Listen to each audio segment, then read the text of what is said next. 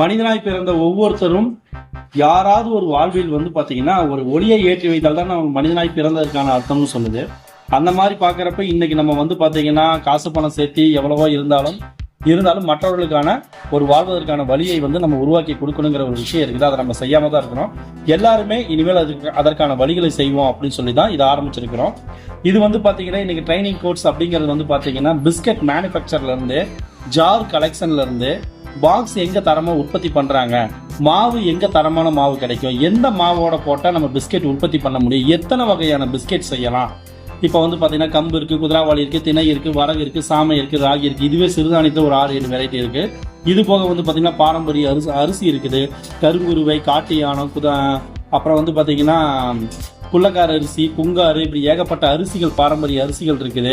இது போக கோதுமைகள் இருக்குது. இப்படியே எத்தனையோ வகை தானியங்கள் இருக்குது, அரிசிகள் இருக்குது. இதெல்லாம் நம்ம பிஸ்கெட் மேனுஃபேக்சர் பண்ணி உலகம் முழுவதும் வந்து ஏற்றுமதி செய்யலாம். இது என்னால் ஒருத்தனால் இது சாதிக்க முடியாது.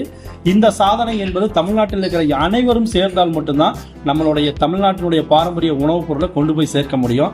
எல்லாரும் வாங்க, ஒருங்கிணைஞ்சு நம்ம பண்ணுவோம். என்னால் முடிஞ்ச முயற்சியாக எல்லாருக்குமே ஒரு ட்ரைனிங்கா இதை வந்து எப்படி உருவாக்குறதுங்கிறதுல இருந்து தோல்வியே இல்லாம எப்படி ஜெயிக்கிறதுங்கிறத இந்த ரகசியத்தை நான் உங்களுக்கு சொல்லித்தரேன்.